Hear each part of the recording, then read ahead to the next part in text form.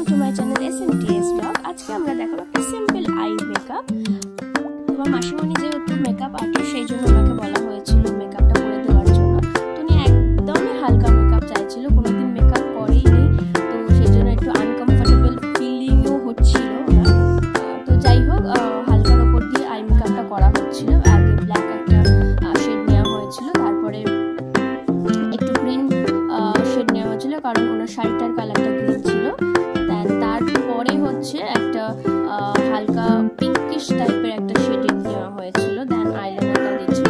খুব তাড়াহুড়ো করেই করতে হয়েছে কারণ উনি খুব তাড়া দিচ্ছিল, দেরিও হয়ে গেছিল, তো সেই জন্য আর কি খুব তাড়াহুড়ো করেই করা।